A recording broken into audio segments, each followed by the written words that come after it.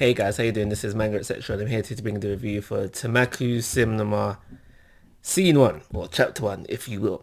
And obviously, it's the first chapter of a series, so you just got to talk about what you get, and there's kind of impressions and expectations for the series. So, what do you get? You get introduced to quite a few characters, but we find out the three main characters who the story is going to be mostly focused on, and we have Hajime. So Hajime is an extreme movie buff. He really loves his movies. He's enthusiastic. That's really all you kind of get from him. He has a lot of respect for movies, for cinema. And like I said, that's really all you get from him. And he's so respectful of cinema, of movies, of that cinematic energy, that magic, that he puts respect on it. Like, to think like, yo, like, because someone does mention to him like, you like movies so much, or you try making your own one day. It's like, put respect on cinema's name, bruh.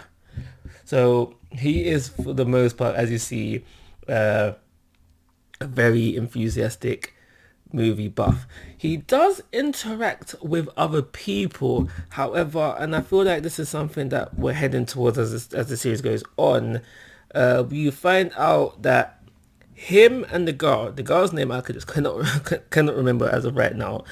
I feel like it is possible as things go on, even though at face value was just shown as different people, especially within the chapter. I feel like as we go on, we see like they're not as different as they seem, and possibly end up with them in a relationship by the end of this series. Maybe I feel like that's a possibility, but we do find out that his love for movies comes from being sick when he was younger, and that's where it came about. That's where it came about. And like I said, we do see him interact with other people within the episode, but I don't feel like he has friends, and I feel like that kind of stems from when he was younger, when he was sick, like he didn't have much interaction with people, and so I feel like he doesn't have friends, and I feel like that's going to be the key link to him and the girl, which I'll get onto a bit later on. So as the chapter goes on, basically we start off with him, find out his love for movies, blah blah blah, and he gets possessed. He gets possessed by the secondly main character of this series, Tenmaku. So we get introduced to Tenmaku's character. We find out that he is a dead playwright or scriptwriter or movie writer. Yeah, he's dead. He wrote a movie a long time ago, and he was supposed to deliver it to this director. Supposedly, this could be a lie, this could be not, or something that's still up in the air, and probably we will never find out because the director that he was supposed to give this movie to is now dead himself. Now, so in regards to Tamaku, for me right now, the question that comes to mind is, okay, cool. We find out that he was adrift in the cinema for 30 years, and then he then appeared now. Why 30 years? Why is he appearing now? Is there something special about Hajime? These are the kind of questions that have come to mind right now. Is it just random by chance that Hajime happened to be in that cinema on that day when he get possessed? Like, did it have to be him, kind of thing? So that's what we get. We do learn the limitations of what's the name? Tenmaku during the chapter. Like, he can react with the living, more so just Hajime for right now. And there is limitations to what he can do, but we see him later on within the chapter get a surge of power, which then enables him to write a movie. Now, the reason why I say a movie, because I don't know if it's the movie, the thing that he wanted to write and give to the director. I forget his name. And there's reasons for why I think it could possibly be a different movie. He gets inspired by this girl actress and he writes a movie. Now, it would make sense if the movie was The Fang. The kind of, so far at least, anyway, the series seems to be focused on this movie, The Fang, how amazing it was, kind of seeing it play out eventually. That kind of seems where the series is going. But upon my first read, I thought it could have been Upon my first read, I thought Hajime actually wrote down the Fang, but once upon rereading it again, I realized before he actually did write, he threw the pen away, so he didn't actually write the Fang. So when Tenmaku actually takes over, it is possible that the movie that he wrote was the Fang, and but it is also possible. I think for now, I'm gonna throw away the possibility that it could be a different movie. However, it does follow kind of because the Fang is it's really a mystery of a movie right now, but it seems like that it's gonna be this amazing movie, and that's pretty much the vibe I'm getting from Tobacco. Like it's just an amazing movie. No other director can. It had to be this director. No other director can bring forth the magic that it was supposed to bring. He does consider other. He does consider other. He does consider other directors, but he's like, nah, nah, nah, nah, nah. I just thought of something actually. Because he was so gun ho on this one director directing the movie, The Fang, and by the end of the chapter, he wants Hajime to direct the movie. That could be a point for us saying that it is a different movie that he wrote. So that director could have inspired him to write a different movie.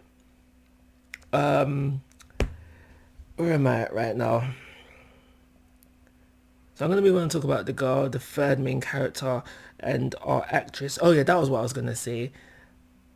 Another note, another point for it being the Fang that Takamaku actually did write down is because, like I said, Tamaku has this movie in so high hopes, the Fang, and whatever script that the girl read, she was like, "Wow, oh my gosh, this is amazing." Even though she knows that the person who's gonna make it is not an actual real director, she was still like, "Yeah, yeah, yeah, I want to be the lead. I want to be this character."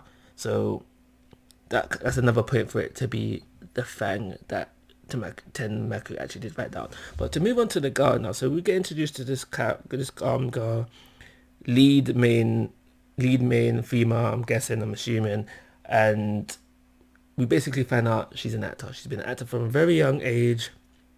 She's all about this acting life. Wasn't as good at first, but she's improved over the years, and now you see we find out she doesn't go to school that much, but you see her popularity, and now it just throws off the vibes of you can be so popular but still not have any friends. That's where I feel like we're gonna go with this character. And I said before, previously, that I don't think that Hajime, he does interact with people, but he doesn't really have friends. That's not confirmed, but I feel like that's where we're going, and that's going to be the first link, first similarity between the two, and that will go on to making a relationship from the two. So that's possibly everything I want to say about this chapter. Is it a first good chapter? I don't know. I say in jokes that in this world where we've got just so much different mangas and animes to watch and read, it's time to it's time to be critical. You gotta be making the big decisions from jump. So would I say that this chapter, if there was a gun put into my head, no, yeah, if there was a gun put to my head, and I had to decide like if I want to continue reading the series or not based on the first chapter, probably not for this series. So it hasn't given a first good impression. It's given this might be alright, but because I want to add more series to the channel, I am willing to because I want to add more series to the channel, and it's from a mangaka that I've read their works before, read or watched their works before. I have two series in mind that I'm adding. One is from the mangaka of Food Wars. The other is from the mangaka of Kuroko no Basketball. I can't remember which one is which right now, but it's because of that, and because I want to add more series, that I'm giving these two series a chance. I'm going to write about to the very end, actually. Not going to lie to you, but does this series make a first good impression?